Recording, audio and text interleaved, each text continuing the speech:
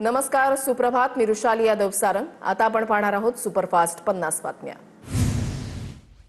मुंबईमध्ये जुलै महिन्याच्या सुरुवातीला मान्सून पुन्हा सक्रिय होणार. कमी दाबाचं क्षेत्र विरल्यानं पावसाचा जोर ओसरला. 1 ते 5 जुलै दरम्यान मुंबईमध्ये पुन्हा पावसाचा जोर वाढणार.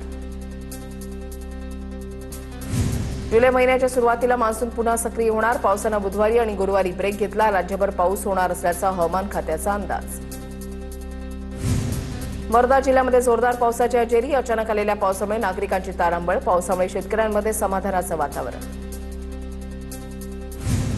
गोंदिया जिल्ह्यामध्ये मुसळधार पाऊस. अनेक दिवसांपासून दमदार पावसाच्या प्रतीक्षेमध्ये असलेल्या शेतकऱ्यांना यामुळे मोठा दिलासा. खरीप हंगामातील पेरणीच्या कामांना वेग येणार. बीडच्या अंबाजोगाई तालुक्यामध्ये दमदार पावसाची हजेरी. पावसामुळे अंबाजोगाई ते अहमदपूर राष्ट्रीय महामार्गावर पाणी साचल्यामुळे वाहन चालकांची तारांबळ.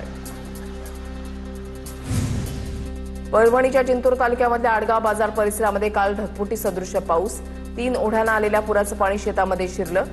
जमिनी खरडून गेल्या. शेतकऱ्यांचं मोठं नुकसान. जळगावच्या अंजन विहिरी गावातील झिरी नदीला पहिल्याच पावसामध्ये पूर. नदीवरील बंधारा ओव्हरफ्लो.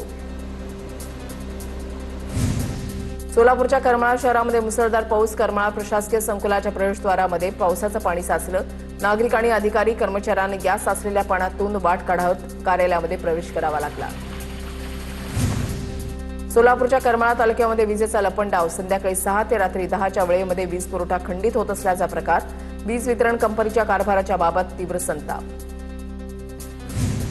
सोलापूरच्या करमाळ्यामध्ये पाण्याअभावी आणि विजेच्या टंचाईमुळे शेतकऱ्यावर केळीची बाग तोडण्याची वेळ. पाणी टंचाईमुळे शेतकरी हवालदिल. उमरड इथल्या शेतकरी सूरज शिंदे यांनी 4 एकरातील केळीची बाग तोडली.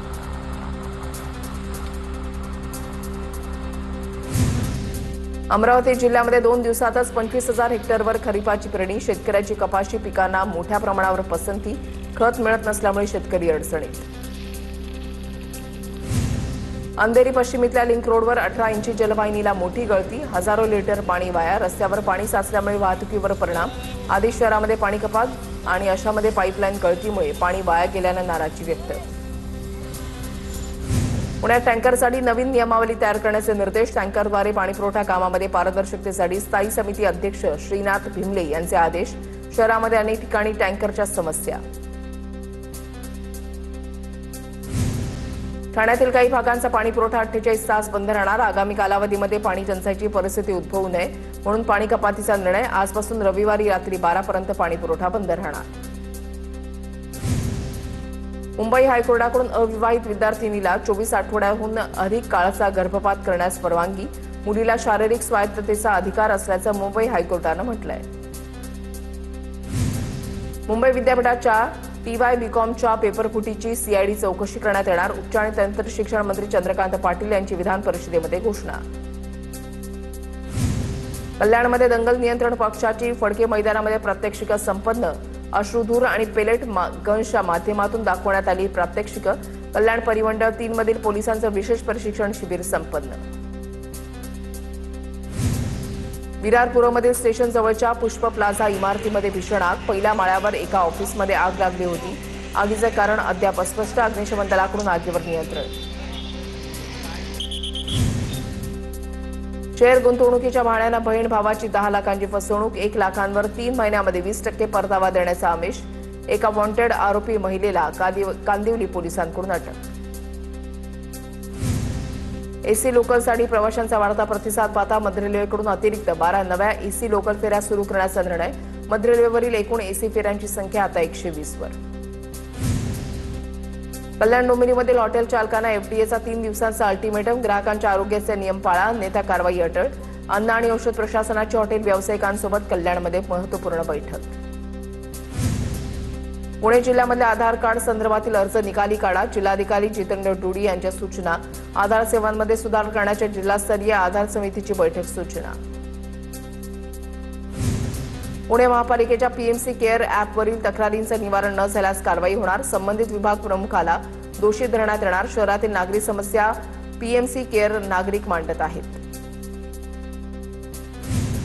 नाशिकच्या मालेगावमध्ये मोहरम निमित्त आज ताबूत विसर्जन मिरवणुका. अनुचित प्रकार घडू नये यासाठी मालेगाव शहरामध्ये कडेकोट पोलीस बंदोबस्त. निवडणुकांमध्ये मोठ्या संख्येने नागरिक जमा होणार. बॉम्ब शोधक पथकाकडून काही ठिकाणी तपासणी. पासपोर्टच्या शुल्कामध्ये वाढ करण्याचा केंद्र सरकारचा निर्णय. परदेश प्रवासासाठी आवश्यक असलेल्या पासपोर्ट सेवांचा खर्च आता वाढणार. नवीन शुल्क 1 जुलैपासून लागू होणार. प्रौढ अर्जदारांना 1,500 रुपयांच्या ऐवजी 2,500 रुपये शुल्क भरावं लागणार. आषाढी एकादशीच्या पार्श्वभूमीवर मध्य रेल्वेच्या सोलापूर विभागाकडून यंदा व्यापक नियोजन. आषाढी यात्रेनिमित्त वारकऱ्यांसाठी यंदा 54 विशेष रेल्वे गाड्या चालवण्यात येणार. या गाड्या विशेष शुल्कासह धावणार. व्यावसायिक सिलेंडरवरील सर्व निर्बंध केंद्र सरकारनं हटवले. पेट्रोलियम आणि नैसर्गिक वायू मंत्रालयाचं सर्व राज्यांच्या मुख्य सचिवांना पत्र. व्यावसायिक सिलेंडरचा पुरवठा पूर्ववत करणार. हॉटेल, रेस्टॉरंट, केटरिंग, छोटे उद्योग आणि इतर व्यावसायिक ग्राहकांना मोठा दिलासा.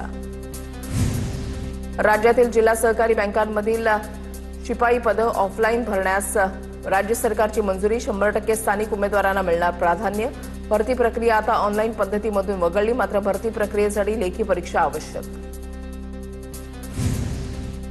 नवी मुंबई आंतरराष्ट्रीय विमानतळाला बॉम्ब न उडवण्याची धमकी. विमानतळ प्रकल्प कार्यालयाच्या संकेतस्थळावर धमकीचा मेसेज. धमकी देणाऱ्याच्या विरोधात गुन्हा दाखल. मोबाईल नंबर ट्रेस करून धमकी देणाऱ्याला ताब्यात घेतलं. पुणे श्रमिक पत्रकार संघाकडून खासदार संजय दिना पाटलाच्या वक्तव्याचा निषेध. घडलेल्या प्रकाराबद्दल संजय दिना पाटीलनं माफी मागावी अशी पुणे श्रमिक पत्रकार संघाची मागणी. जळगावमध्ये पत्रकार संघाचं संजय दिना पाटलाच्या विरोधात आंदोलन. जळगावच्या जिल्हाधिकारी कार्यालय, पोलीस अधीक्षक कार्यालयामध्ये घोषणाबाजी करत आंदोलन. संजय दिना पाटीलवर कठोर कारवाईची मागणी. वर्ध्यात विदर्भ माध्यमिक शिक्षक संघाच्या वतीनं धरणं आंदोलन. शिक्षक आणि शिक्षकेतर कर्मचाऱ्यांच्या प्रलंबित समस्या तत्काळ सोडवण्याची मागणी. जळगावच्या सराफ बाजारामध्ये सोने आणि चांदीच्या दरामध्ये विक्रमी घसरण. सोन्याच्या दरामध्ये तब्बल 4,500 रुपयांची तर चांदीच्या दरामध्ये 10,000 रुपयांची घसरण. सोन्याचे दर जीएसटीसह 1,44,200 रुपये. चांदीचे दर जीएसटीसह 2,26,600 रुपये. विजेचा धक्का लागून आजी नातवासह शेळीच्या जागेस मृत्यू. साताऱ्याच्या माण तालुक्यामधल्या मार्डी गावातली घटना. अंधेरी पूर्वला भरधाव कार जिममध्ये घुसली. ड्रायव्हरचं नियंत्रण सुटल्यानं कार थेट जिममध्ये घुसली. अपघातामध्ये कोणतीही जीवितहानी नाही. टीसीएस कंपनीतील लैंगिक अत्याचारासह धर्मांतरण प्रकरणी आरोपी निदा खान, तौसिफ अख्तार आणि दानिश शेखच्या जामीन अर्जावर 30 तारखेला सुनावणी. नाशिक रोड न्यायालयामध्ये जामीन अर्जावर युक्तिवाद. मात्र सुनावणी 30 जून रोजी होणार. जळगावात जिल्हाधिकारी कार्यालयामध्ये शेतकरी जन आक्रोश मोर्चातर्फे शेतकऱ्यांच्या मागणीसाठी निदर्शनं. केळी उत्पादक शेतकऱ्यांना नुकसान भरपाई, केळी पीक विमा आणि सरसकट कर्जमाफी तत्काळ द्यावी यासाठी विविध मागण्यांसाठी आंदोलन. बुलढाण्याच्या देऊळगाव राजा तालुक्यामध्ये दमदार पाऊस झाल्यामुळे कपाशी लागवडीला सुरुवात. मात्र कपाशी लागवडीला 15 ते 20 दिवस उशीर झाल्यानं उत्पन्नावर परिणाम होणार. महिलांबाबत शिव्या देण्याचं प्रमाण जास्त. याबाबत आम्ही गंभीर. राष्ट्रीय महिला आयोगाच्या अध्यक्षा विजया रहाटकरांची प्रतिक्रिया. आगामी काळामध्ये अशा शिव्या येऊ नये यावर महिला आयोगाला नक्कीच पावलं उचलावी लागतील. रहाटकरांचा इशारा. अणुऊर्जा प्रकल्प आल्यास स्वागत करू. खासदार नारायण राणेंची भूमिका. विरोध करणाऱ्यांनी समोरून आंदोलन करावं. मग मी काय ते करतो ते बघा. राणेंचा इशारा. धमक्या देऊन प्रकल्प आमच्या माथी कसे लादतात ते आम्ही बघतो. वैभव नाईक यांचा नारायण राणेंना इशारा. धाराशिव जिल्ह्यामध्ये निंबाळकर राणा पाटील कुटुंबापेक्षा वेगळी व्यक्ती निवडून द्या तरच विकास होईल. रोहित पवारांची राणा जगजितसिंह पाटील आणि खासदार ओमराजे निंबाळकर यांच्यावर टीका. अयोध्या राम मंदिर दान चोरी प्रकरण. योगी सरकारनं नेमलेल्या एसआयटीच्या अहवालानंतर 4 ते 5 जणांवर गुन्हा. 6 जणांना ताब्यात घेऊन चौकशी सुरू. राम मंदिराचे सर्वेसर्वा चंपतराय यांची खुर्ची धोक्यात. धाराशिवमध्ये 18 कोटींच्या निधीवरून श्रेयवाद पेटला. पक्षप्रवेशानंतर धाराशिव नगरपालिकेला निधी. ओमराजे निंबाळकरांचा दावा. तर पाठपुरावा करून आधीच निधी घेतला. राणा जगजितसिंह पाटलांच्या कार्यकर्त्यांचा दावा. वाळू तस्कर आणि अधिकाऱ्यांचं संगनमत. मोडीत काढण्यासाठी टास्क फोर्सची स्थापना. महसूल मंत्री चंद्रशेखर बावनकुळेंची घोषणा. ईटीएस प्रणालीद्वारे 10 वर्षांच्या अवैध उत्खननाचा हिशोब होणार. कोल्हापुरातील ठाकरेंच्या जिल्हा प्रमुखांचा राजीनामा. रविकरण इंगवले यांनी दिला जिल्हा प्रमुख पदाचा राजीनामा. कोणतेही कारण न देता राजीनामा देत असल्याचा पत्रामध्ये उल्लेख. नसरापूर अत्याचार प्रकरणामध्ये नराधम भीमराव कांबळे दोषी. सर्व आरोप सिद्ध. 29 जूनला शिक्षेचा फैसला होणार. सरकारी वकिलांकडून आरोपीला मृत्यूदंड देण्याची मागणी. लोहगड हत्या प्रकरणी मोठा खुलासा. कॅफेमध्ये केतनला संपवण्याचा कट रचण्यात आला होता. आरोपी सिया आणि चेतनचा कॅफेमधला सीसीटीव्ही समोर लोहगडावर जाण्यापूर्वीचा सीसीटीव्ही असल्याची माहिती.